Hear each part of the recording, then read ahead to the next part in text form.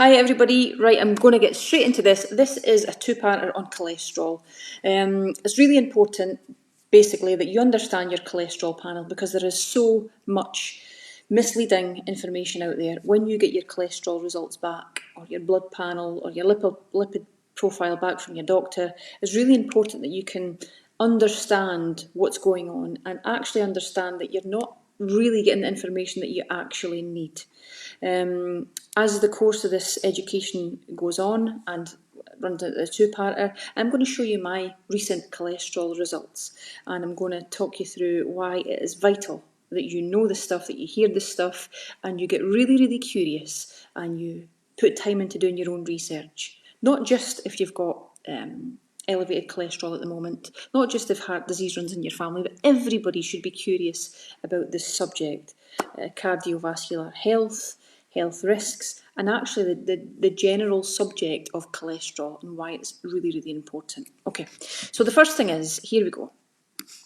Now, a lot of people think that HDL and LDL, for example, is cholesterol. It's actually the little protein boats, and they carry cholesterol, they carry fats. Fats don't work well, if you like, in fluid or liquid, and so it's very, very hard for your body to make use of them without them being carried, without the bloods or the fats being carried in little protein boats that takes them around. And that essentially is what HDL and LDL is: high density lipoprotein. Not fat. So they carry the fat around the body. So it starts as a chylomicron. So as soon as you eat, it comes into the body as a chylomicron, and then it's the same, let's call it molecule, the same fat molecule, if you like, becomes VLDL, and then IDL, intermediate density lipoprotein. So VLDL is very low density lipoprotein, intermediate density lipoprotein, low density lipoprotein, and then HDL at the top, high density lipoprotein. But just know at this point that it is the same molecule. It's just going round the body is using some of the fats, and so that the molecule, if you like, gets smaller. Okay? So what we are going to cover now, these slides are taken from Dr. Paul Mason's presentation, which I'm going to show to you just in a second, and it's going to set the tone for this, but I want you just to get this first. So the only thing that we're going to discuss really is from VLDL, very low density lipoprotein, to intermediate density lipoprotein and low density lipoprotein. There's a lot of uncertainties and myths, perhaps, about what LDL actually, about what cholesterol is really, but LDL in particular, because people think it's the bad cholesterol. So let's hold the fort there, and I want you just to watch this little video with me. It's by Dr. Paul Mason. I'll show you it. I'll come back to it in a second, okay? So bear with me. Let me find it.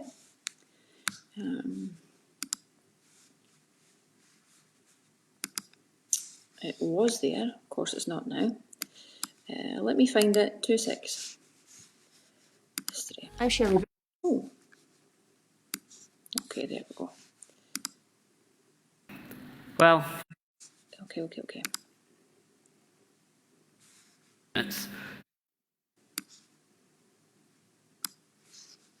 Here we go. Sorry.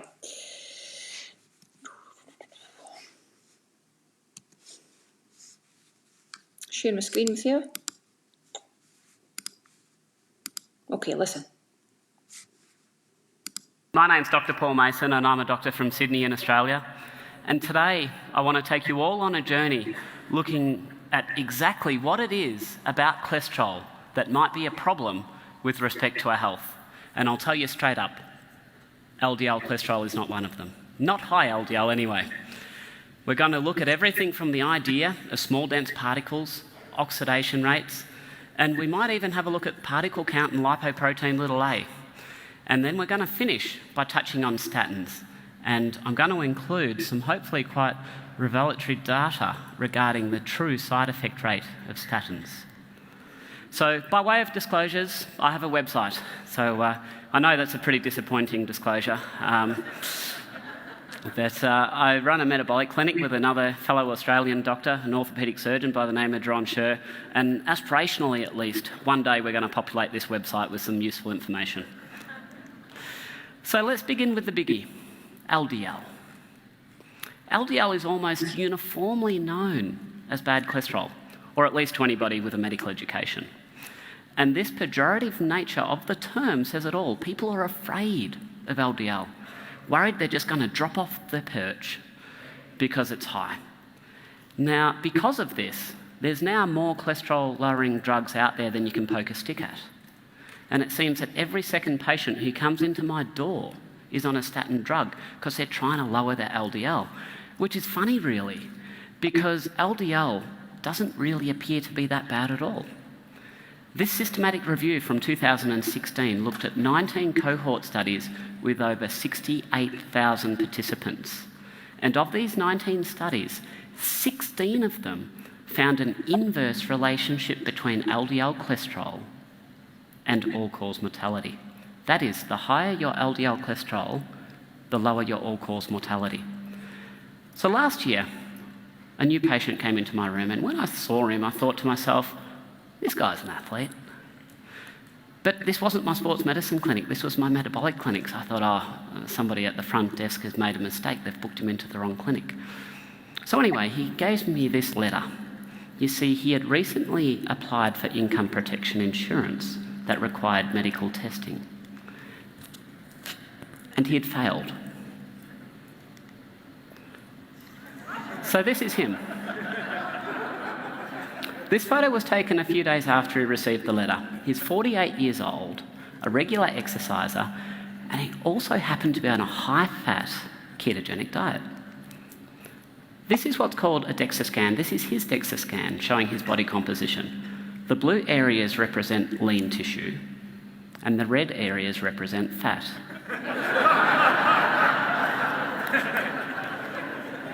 So I wasn't getting it. Why was this guy considered too much of a medical risk to insure? Well, it was his cholesterol levels. These are his actual test results, the ones the insurer used to make their decision. And here are the US values there. And on the right-hand side, you can see the standard reference ranges which his values were meant to reflect. And based on these reference ranges, his LDL of 6.7 or 259 in US units is where he came unstuck. The insurance company was worried that this high LDL level would cause him to have a heart attack. After all, atherosclerotic plaques are filled with LDL and cholesterol, so high circulating levels must cause it, right? No. This myopic perspective ignores the fact that both LDL and cholesterol are essential for good health. Indeed, they're essential for life, full stop. And LDL itself can also be good, and it can also be bad. And the process of turning good LDL into bad LDL isn't driven by fat in the diet, it's driven by carbohydrate. Okay, right. So that kind of sets the scene for this. And I'm going to simplify even further than he has. And I'm just going to talk in layman's terms so everybody gets this, because it's important that it's simplified. When it's not, it could be off-putting, it could put you off even wanting to do your own research or wanting to do further reading. So here it is really simply put, okay? So VLDL, IDL, LDL, and then HDL is the same molecule. Now, every single cholesterol molecule in your body has bound round it a protein, let's call it a protein strand, and it's called an ApoB100. And you'll see the squiggly line all the way around. That's intact. Okay, it's not been damaged, if you like. So that LDL at this stage is absolutely fine. So it's called an ApoB100, and each molecule of cholesterol has only one. Okay, so whilst you bear that in mind, when you eat sugar and refined carbohydrates and breads, pasta, cereals, biscuits, cakes, sugary beverages, fruit juices, you get what's called glycation. Now, glycation basically means when fat meets sugar and it becomes sugar-coated, like a toffee apple. The sugar wraps around it, and that's the glycation process. And when that happens, the cholesterol molecule then becomes glycated, and you'll see here that it shrinks a little bit and oxidation happens. And when oxidation happens in the body, basically it's when, if you could think of rust, when oxygen meets like metal and there's water involved and stuff, it starts to rust. So think of that as an oxidated cholesterol molecule. So we've got glycation, we've got oxidation, so that's really, really damaging. So this molecule is getting smaller, not because the cargo is being dropped off, the fat cargo, and your body's using it, but because of the sugar and the carbohydrate, it's damaging the ApoB100, that little protein windy squiggly line round each cholesterol molecule. So you'll see here, it's normal, then it gets glycated, and then it becomes oxidised. And you've got free radical damage, you've got oxidised cholesterol molecules bumping around your body, causing all the bother in the world. Oxidation. It's not good, it's really bad, but together, glycated molecules and oxidated molecules is not a good combination. So please bear that in mind. That's the same molecule, okay? So it looks something like this. So that LDL that was once normal and harmless then becomes glycated because of sugar and carbohydrates, not because of good fats, not because of your avocado and your animal fats and your organic eggs and your organic milk.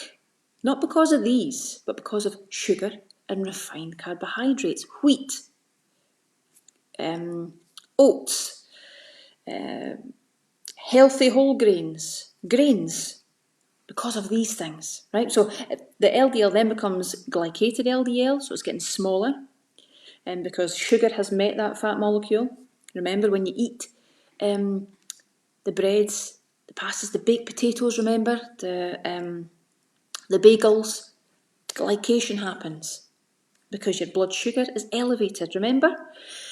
So the glycated LDL then becomes minimally modified, so it's changed shape, it's changed size, if you not shape but size, and then it becomes fully oxidised, so it looks completely different to the LDL that it used to be, and that's when it's damaged.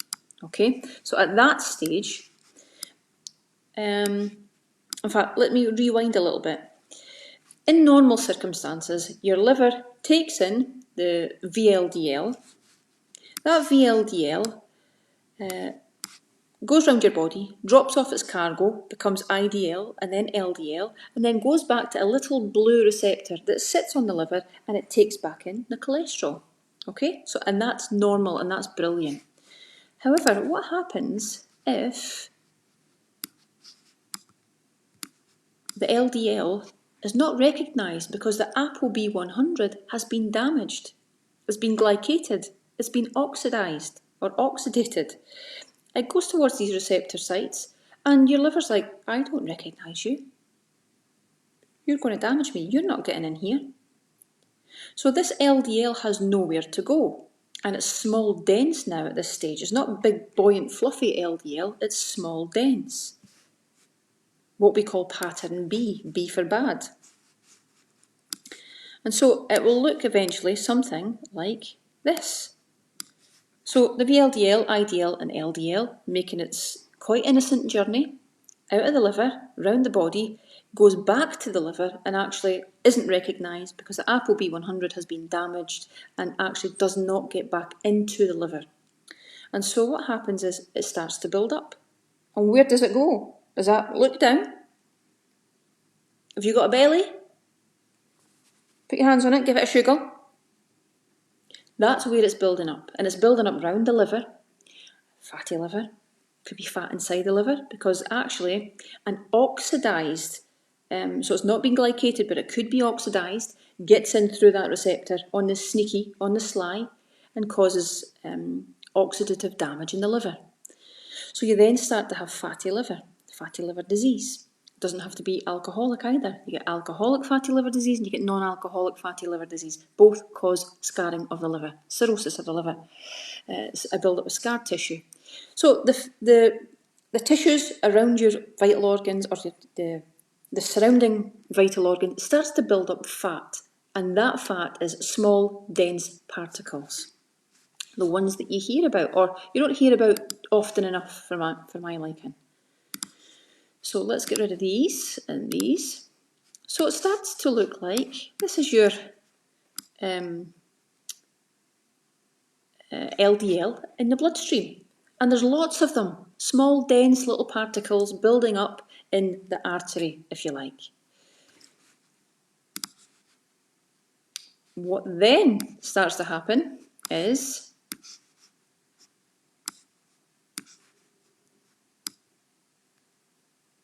this. This oxidised little bugger here and glycated LDL particle is scraping past the hair-like structures in the artery, let's say. And so when the hair-like structures are damaged, it causes the bonds to break and split.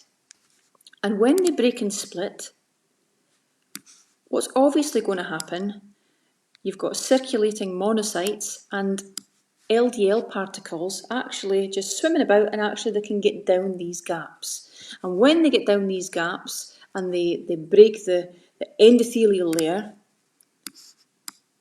it looks something like this. So these circulating monocytes have fallen in through the gap, and so has the LDL particles. And this is when you start to get a build-up of plaque in the artery. This is what killed my dad. A build-up of plaque in the artery because of alcohol, excessive amounts of alcohol, because of vegetable oils, because of smoking, and that there is what causes the plaque build-up. And when you've got plaque build-up, essentially what happens is the artery used to have space in it, and all of a sudden this space starts to narrow and starts to close, and so there's less room for the blood to pass through. And in time, there's a wee picture here. No, that's a foam cell, that's not the one I was after. In time, it becomes that narrowed that the blood can't pass through enough, and so a clot forms because it's so narrow, and the heart would result in a heart attack, likely, and to the brain would likely cause a stroke. Added to that, we've got scavenger receptors on these foam cells. These foam cells basically take in loads of damaged LDL particles and circulating monocytes, and before long, this is really what causes the damage. These big massive foam cells start to take in all the damage, they get bigger, and so you can understand why then the artery becomes so narrow. And under a microscope, it looks something like this. And this is really a build-up of LDL and foam cells taking in all the damaged cholesterol, and it just starts to get bigger. So really simply put, everyone, that's essentially what happens. So the point that I want to make to you is there is good LDL and there is bad LDL. Now, we've talked about the bad. What about the good? The good LDL is what you started with. It's large, soft, cotton wool-like, soft, fluffy, cotton wool-sized, big fluffy balls that bounce through the artery and cause no damage and actually have no detrimental effect on cardiovascular health. But when you go to the doctor like I did, or when you get your bloods taken like I did, and you've been eating a ketogenic style diet or a paleo style diet, you've been eating really clean, good quality food, you've minimised sugars, you've minimised refined carbohydrates and crap basically, and you're eating like we should be eating, whole foods, you might elevate your cholesterol, your total cholesterol, but actually what the key thought leaders in the world right now are saying is that total cholesterol value, you might as well chuck it in the bin. Because what you actually need to know is what kind of LDL you've actually got that's pushing the total cholesterol up. And if it's the good LDL, don't even entertain when somebody tries to talk to you about statins. If it's the bad LDL, then you could get to that when you look at your triglycerides and your HDL ratio. So within your cholesterol panel, I don't want to cover mine tonight, but I'm going to just briefly. So you get total cholesterol, you get HDL, you've got your triglycerides, you've got LDL, you've got cholesterol to HDL ratio, and you've got non-HDL cholesterol. So if your total cholesterol is high, somebody might suggest to you, your doctor, for example, might suggest to you that you need to eat healthy whole grains. You need to eat more oats. You might need to eat oats in the morning. You might need to eat low-fat alternatives. So you need to bring your fats down because they think it's fat that's causing this. But actually, Big Pharma have got our doctors basically brainwashed, and it's really hard for doctors to navigate their way through this because it's so heavily influenced by the pharmaceutical industry. But you need to do your own research, you need to listen to this stuff. What you should actually be looking at is where the LDL is coming from. Is it pattern A, which is good, large, buoyant, or is it pattern B, B for bad, small, dense? And really what you should be taking a closer look at is the triglyceride to HDL ratio. That's important, triglyceride to HDL ratio. If that's in the healthy range, it would indicate that the elevated cholesterol is due to that. If that's not in a healthy range, it would indicate that you actually need to take a closer look at your results, at your diet, what you're eating, and talk with someone like me, like the doctor, and really get to the bottom of your results. Because in a lot of cases, if I looked at my cholesterol results, like the gentleman that went for his insurance and got knocked back because his total cholesterol was too high, it's outdated, it's based on a calculation, it's completely skewed.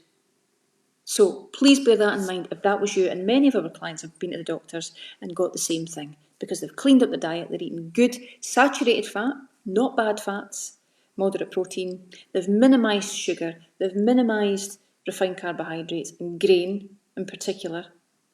Their blood sugar drops, they can lose all of this body fat, they've cleaned up their act, they've probably got rid of their type 2 diabetes, but yet the total cholesterol, the doctor would say, we need to look at your fats and what you're eating. You need to minimise your fat. Now, this is the information predominantly that people are coming away with when you're looking after yourself.